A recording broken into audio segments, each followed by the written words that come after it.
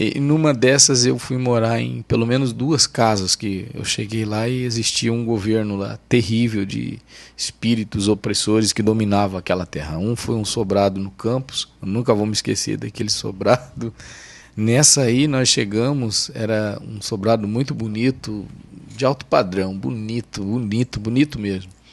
Só depois que eu fui descobrir quem era o proprietário e tudo, eu fiz um mapeamento do lugar aí eu consegui chegar no denominador. Porque não adianta você chegar e fazer uma avaliação aparente, isso não resolve. Ou você mapeia tudo isso, senão você nunca vai conseguir resolver coisas.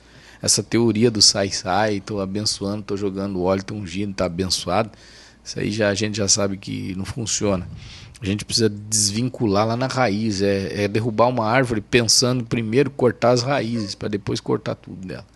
E eu chegando lá, nesse sobrado a gente escutava gente falando de noite sozinho.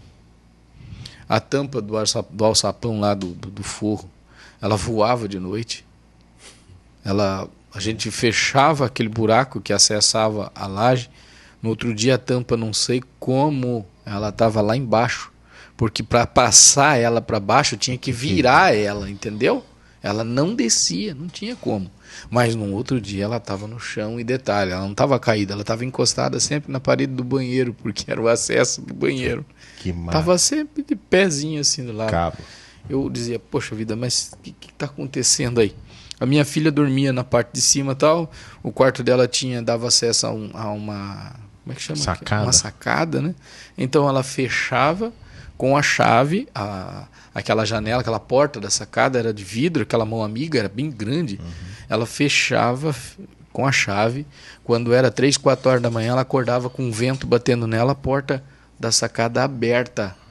Ela ficava desesperada, ela fechava de novo, não tinha como, era 2 voltas. Ou seja, não chave. era uma porta de giro que o vento poderia pegar e abrir, é uma porta de correr. Era uma porta de correr.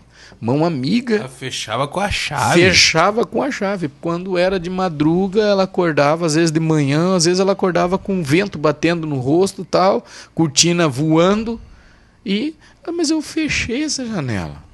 Até que um belo dia eu pego ela chorando lá no quarto dela. Ela estava chorando, ela já não aguentava mais aquele confronto que ela tinha, um confronto espiritual, vamos dizer assim, porque era um físico contra o espírito. E ela não sabia muito lidar com isso.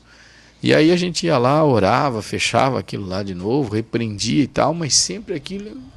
Nessa época eu não tinha muita experiência, eu não sabia muito fazer esse desvincular dessas coisas, eu não sabia como quebrar isso.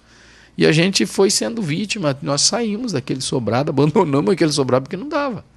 Não dava.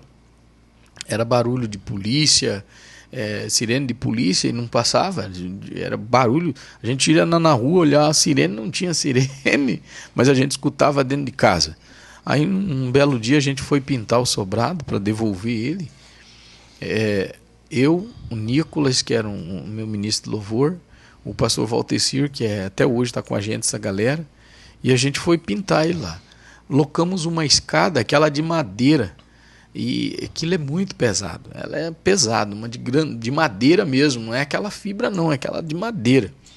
Porque o sobrado era alto, então tinha que subir lá em cima.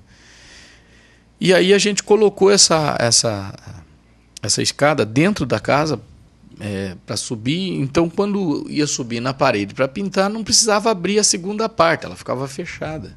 E a gente colocou ela no chão, porque ela era muito pesada. De noite, porque a gente tinha que dar um gás para trabalhar, para entregar aquele sobrado, de noite, a escada do chão flutuou sozinha e caiu. Pum, no chão. E aí a gente estava tomando nessa hora uma Coca-Cola, um café lá, comendo um pão. Rapaz, nessa hora, um dos pastores lá que estava comigo lá, rapaz, ele ficou desesperado, ele perdeu a cor, todo mundo assustado, ninguém queria mais trabalhar naquele escada sobrado. pesada. Escada pesada. Como assim? Todo mundo não olha, pô, diz, mas não pode? Como com a escada dessa pesada que precisa de 2, 3 para levantar? Levantou sozinho e caiu. Aí daqui a pouco eu vou lá, coloco o meu celular na escada assim na lateral e tô pintando lá, fazendo rodapé. Não tinha como, o meu celular ele simplesmente fez isso aqui, ó, andou mais ou menos uns 50 centímetros assim e caiu lá embaixo, virou em nada meu celular. Falei, cara, como pode? Aquilo era horrível, era horrível. Então ele abria a janela sozinho, janela pesada. Vivia dando problema nas coisas, era portão, uma hora era elétrica, era um BO aquele sobrado, sabe? E ele era bonito, sobrado aparente, e infelizmente a gente ungiu, orou lá e tal, o cara não resolveu nada, a gente não sabia fazer o mecanismo certo, entende? Mas nesse mapeamento, qual que foi o diagnóstico que o senhor chegou? Final, então, assim. Aí depois que a gente fez o mapeamento, primeiro se descobre que desde a construção já era ilegal. O cara, o dono de desses prédios era um traficante, entendeu? Que construiu aquele ali com uma série de coisas. Houveram tantos outros pormenores que se agregaram a um mapeamento que era assustador, entendeu? Já se tinha relatos de ocorridos dentro daquele mesmo local, já tinha dado polícia lá, era uma série de coisas, entendeu? Que estava vinculado ali. Então a gente não sabia como lidar com isso. A gente achou melhor abandonar.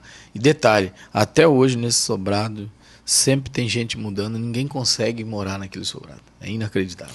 Só que daí assim, a pergunta que não quer calar. Uma pessoa que talvez está nos assistindo, ela não tem toda a caminhada de fé, ela não tem todo o preparo para... essa pessoa pode se meter aí lá e falar, não... Tipo o profeta lá que apanhou lá dos... Eu te expulso aqui em nome de Jesus e voltar a dormir? Ou se mexer nisso é mexer igual mexer no vespeiro?